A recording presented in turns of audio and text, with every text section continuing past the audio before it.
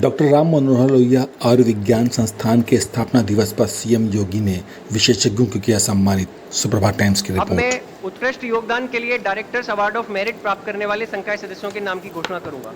Doctor Ishwar Ram Dayal, department of urology.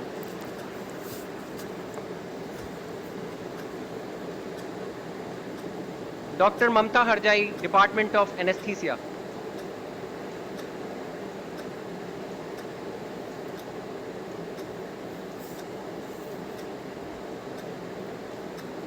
Doctor Namrata Puneet Awasthi, department of pathology.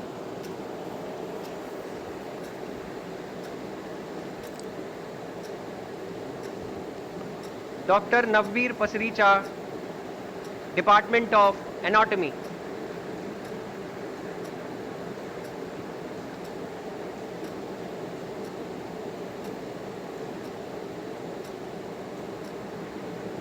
Doctor S S Nath, department of anaesthesia.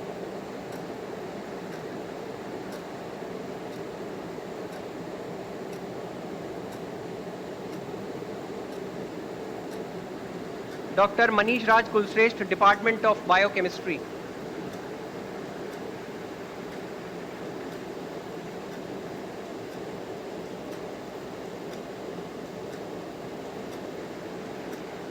अब मैं सभी अतिथियों से निवेदन करूंगा कि मंच पर अपना स्थान ग्रहण करें और मैं सभी पुरस्कार विजेताओं से अनुरोध करता हूं कि वे समूह फोटो के लिए उचित स्थान पर व्यवस्थित हो जाएं।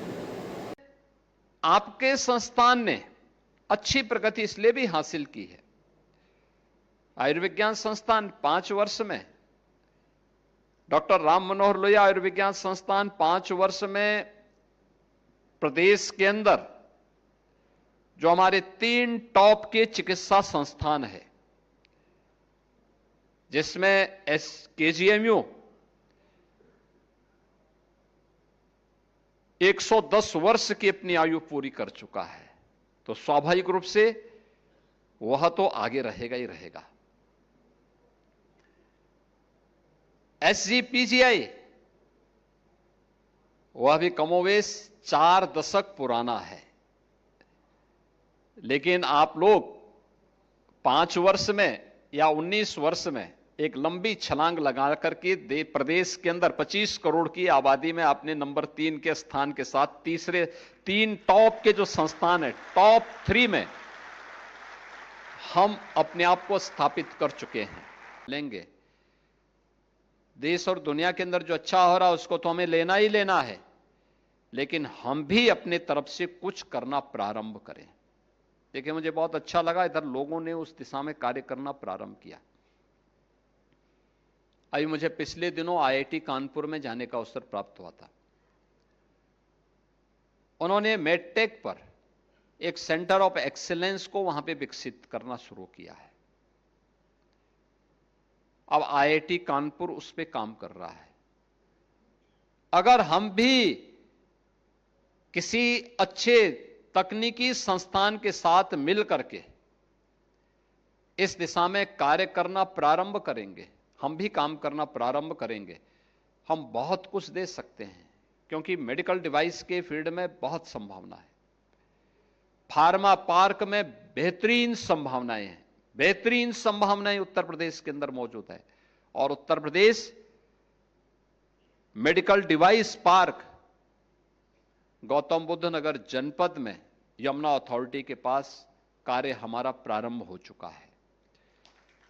फार्मा पार्क हमारा ललितपुर जनपद में बन रहा है, हमने वहां पे अपना कार्य प्रारंभ कर दिया है। हमें उस दिशा में अपने आप को भी तैयार करना होगा। इन संस्थानों की भूमिका क्या हो सकती है, कैसे हमें उसमें गाइड करना है, ये सभी चीजें जब एक साथ चलेंगे तो परिणाम आएंगे, निश्चित ही परिणाम आएंगे। और उस परिणाम के लिए हमें एक साथ मिलकर के अपने कार्यक्रमों को आगे बढ़ाना पड़ेगा। मुझे प्रसन्नता है कि संस्थान ने जिन लक्ष्यों को प्राप्त किया है, पिछले 5 वर्ष में जो तीव्रता आई है और 19 वर्ष की अपनी इस यात्रा में जो उपलब्धियां हासिल की हैं, ये सराहनीय है। लेकिन इसमें बहुत सारी गुंजाइश अभी बाकी है और उसको हमें आज के समय में अपने आप को उसके लिए तैयार करना होगा, उसके लिए अपने आप को तैयार करना होगा। एक पक्ष यह आपका जो जितना अधिक आप इस फील्ड में शोध कर पाएंगे, नए नए शोध को समाज के सामने प्रस्तुत कर पाएंगे, वह उतना ही आपकी छवि में निखार लाएगा। और दूसरा है आने वाले मरीज के साथ और उसके परिजन के साथ बेहतरीन व्यवहार। देखिए, हम मानते हैं जब कोई मरीज आता है उसको बहुत पता नहीं होता है, क्योंकि वह तब मनुष्य बीमार केवल शारीरिक रूप से नहीं होता है, शरीर की एक पीड़ा उसको मानसिक रूप से भी और आंतरिक रूप से भी कमजोर करती है। तो कहीं ना कहीं वह प्रतिक्रिया आवेश और गुस्से के रूप में सामने देखने को मिलेगा कि चेहरे पर खुशहाली ला सकती है।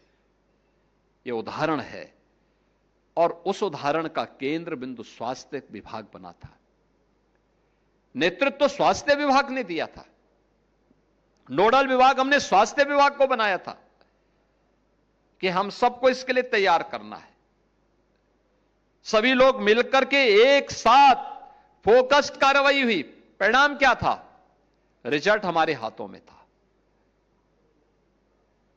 और यह कार्य हम हर एक क्षेत्र में कर सकते हैं। मुझे अच्छा लगा आज यहां पर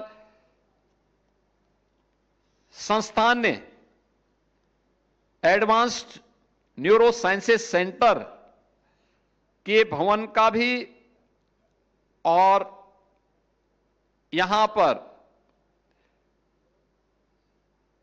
अन्य सुविधाओं के कार्यक्रमों का भी लोकार्पण किया है। खासतौर पर जो गामा नाइफ मशीन के बारे में भी, 44 करोड़ की मशीन है। मैं पिछले 5 साल से पीछे पड़ा हूं संस्थान के, इस मशीन को ले आओ, आपके पास इसके एक्सपर्ट हैं। इसका लाभ ब्रेन ट्यूमर में और ब्रेन से जुड़ी हुई उन तमाम बीमारियों में उत्तर प्रदेश के लोगों को मिल जाएगा। और मैं धन्यवाद दूंगा, देर आए दुरुस्त आए, ये गामा नाइफ यहां पे आने जा रही है और पहला संस्थान बनने जा रहा है आपका आरएमएल, जो गामा नाइफ मशीन को यहां पे लेके आ रहा है। इसके साथ ही संस्थान ने भवनों को आपस में जोड़ने के लिए एक यहां पे फुट ओवर ब्रिज का भी निर्माण किया, जिसका आज लोकार्पण हो चुका है। एडवांस न्यूरो साइंसेस सेंटर की भी संस्थान के न्यू ब्लॉक के लोकार्पण का कार्यक्रम किया है। लगभग 34.5 करोड़ रुपए की लागत से बना है। कॉन्फ्रेंस हॉल, लेक्चर थिएटर और कैफेटेरिया 10 करोड़ की लागत से, और साथ ही यहां पर प्राथमिक स्वास्थ्य केंद्र जो गौर के कम्युनिटी मेडिसिन विभाग के अंतर्गत रूरल हेल्थ ट्रेनिंग सेंटर, ये सभी आपने निर्माण करके और आज इसके लोकार्पण का कार्यक्रम भी संपन्न किया है। तो हॉस्टल बॉयज और गर्ल्स दोनों के साथ साथ नर्सिंग कॉलेज के लिए भी आज उनके स्वयं के एकेडमिक भवन के लिए भी आप लोगों ने शिलान्यास के कार्यक्रम के साथ अपने आप को जोड़ा है। 1977 से लेकर 2017 तक यह बीमारी आती थी। वहां का नवजात शिशु, वहां के बालक इसकी चपेट में आते थे। न शासन की कान में जूं रेंगता था और न ही प्रशासन को इन सब के बारे में किसी प्रकार की कोई चिंता होती थी। लोग आते थे, चेहरे पर उनकी कोई मुस्कान नहीं होती थी, बुझा हुआ चेहरा। लोगों के मन में एक भय होती थी, एक आशंका होती थी, पता नहीं क्या हो जाए। और उनको आने में इतनी देर लगती थी कि वे भी जानते थे परिणाम क्या होने वाला है। या तो बच्चे से हाथ धोना पड़ेगा, और अगर किसी कारण से डॉक्टरों ने बड़ी कृपा कर ली, बच्चा बच भी गया, तो ये बच्चा दिव्यांग होगा, जीवन भर के लिए समस्या बनेगा। यह स्थिति होती थी। और मुझे इस बारे में संतुष्टि होती है कि जब टीम वर्क ने काम करना प्रारंभ किया, हम लोगों ने लक्षण को देखे, केस स्टडी करवाई, क्या कारण है, ढूंढो भाई, इसके बारे में काम करो। और अगले सत्र में, अगले 3 वर्ष के अंदर, तीसरे वर्ष में हम लोगों ने इंसेफ्लाइटिस को पूरी तरह समाप्त कर दिया। आज जब मैं पूर्वी उत्तर प्रदेश में जाता हूं, आज जब मैं उन क्षेत्रों में जाता हूं, तो मुझे एक बात की संतुष्टि होती है। मैं पूछता हूं क्या स्थिति है इंसेफ्लाइटिस की,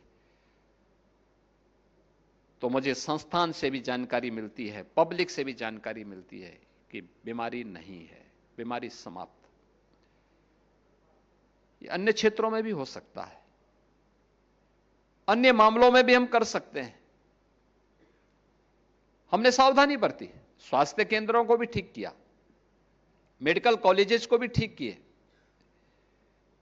महिला और बाल विकास विभाग ने भी पोषाहार के कार्यक्रमों को बेहतरीन किया। स्वच्छता के कार्यक्रम को हम लोगों ने प्रधानमंत्री मोदी जी के विजन को प्रभावी ढंग से जमीनी धरातल पर उतारने का काम किया। पेयजल की सुविधा उपलब्ध करवाई। लोगों को इन सभी कार्यक्रमों के साथ जोड़ने का परिणाम क्या रहा कि जो सीजन लोगों के लिए भय और दहशत भरा होता था, आज वहां पे उत्साह और उमंग का होता है। अच्छी बारिश हो रही है, लोगों की खेतों में फसल लहलहा रही है, बीमारी का कोई भय नहीं, व्यक्ति सावधानी बरतता है और निसंकोच होकर के अपने उज्जवल भविष्य के लिए पूरी तैयारी के साथ आगामी पर्व और त्योहारों के लिए जुटता है।